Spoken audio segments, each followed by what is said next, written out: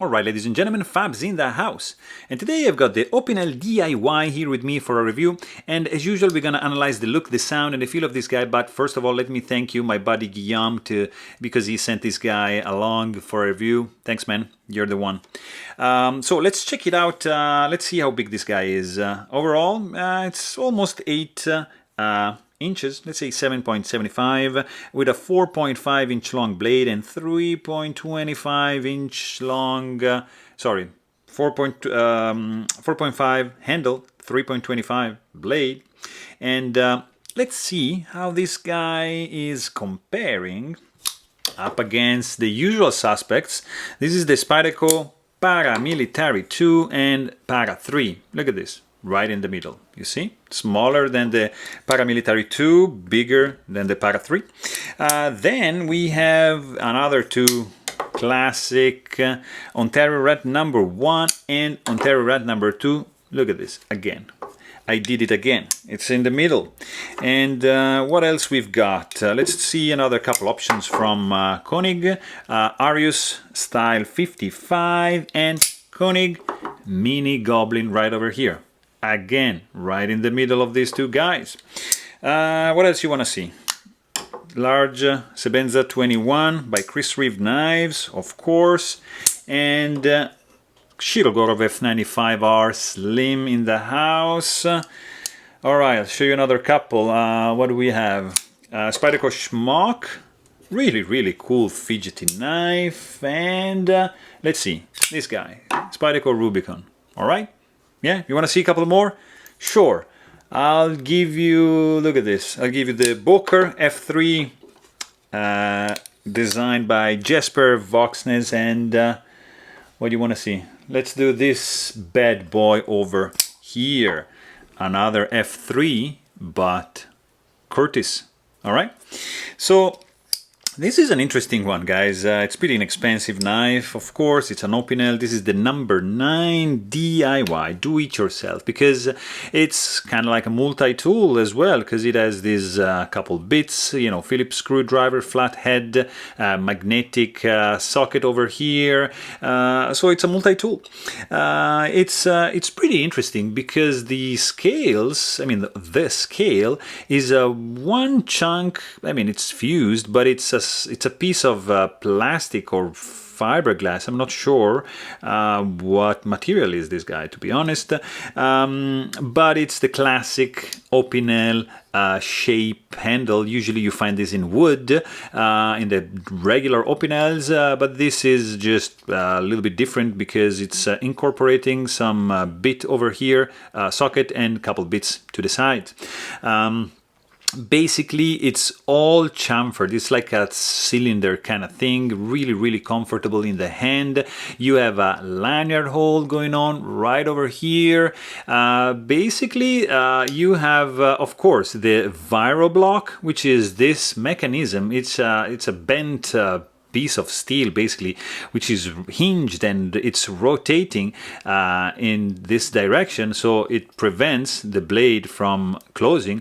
And if you just do like that, you have just a little bit of, you can hear a little bit of, let's say, lock rock. And let's see, blade play. No, it doesn't play in this direction. Of course, the Viro block is going to act as a lock even for the closed position, so you cannot be able to open it if it's like that. So just twist it and open it and twist it and you're pretty good to go. So very, very simple, very effective. It's been around forever. Also, like it's the blade, if you check the blade, it's not really centered, but I mean, this is a pretty inexpensive knife. It has a couple of serration over here going on in the blade, which has a pretty thin stock, full flat grind. These serrations here can also be useful as wire stripper.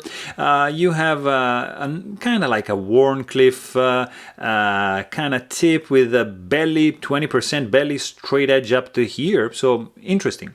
The steel employed is 12C27, and there's Opinel inox with their logo on this side, and this side is just sterile. You can see that here you have like a grinding difference for the sides. You see here it thickens for these two serrations, and then it's thinner right over here. So really good slicer for sure. From the sound point of view, I mean, there's not much sound going on. It's a pretty silent knife. It's fully manual. It's running on washers, of course. So there's no snappy, no click-clack. There's basically nothing going on. It's just a stealthy, operational knife. It doesn't make almost any sound. I mean, if you're quiet enough, yeah, it's basically silent. The weight in the pocket, it's going to be 2.7 ounces. So amazing. It's gonna basically disappear in the backpack. You're not gonna be able to tell if you have this guy on you or not. Zero hot spots in the handle, zero jimping going on. You can actually do some nice reverse grip. It's not the most comfortable because here it's like 90 degrees, so it's not really the best, but yeah, I mean, it's there. You can do it. It feels actually solid because there's no moving parts in the handle. It's just one chunk of hardened plastic, I think. Of course, it's made in France. This is the billboarding going on the handle, and you also have the explanation on how to deploy the bits. Basically, you have to push, and to push if you want to get it back, like push this way, and then just like here. And this is magnetic, so it's very cool. So just put it like that and slide it up, and it's gonna stay there. And same goes for this side over here. Very interesting. And I mean, these are pretty standard size, so you can use whatever bit you want to use over here. It's not gonna be an issue.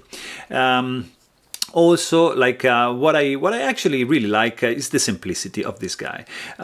This is a pretty simple design. I mean, it's very simple. It looks good. Of course, deployment speed is it's not a flipper. So you just have your nail nick over here. You just deploy it and you have to lock it. So it's a little bit on the slow side. It's not an action knife. It's not like really that tactical, but it's an icon. I mean, it's who doesn't know the Opinel? Everybody has that. I'm sure your parents, I don't know, you've seen this guy around in the orangey kind of looking wood handle, and the classic shape, not like this for the blade. It's an icon. I mean, it's pretty famous. Come on. So there you have it. Hope you guys enjoyed this video. Thanks for watching. Please don't forget to subscribe and stay tuned.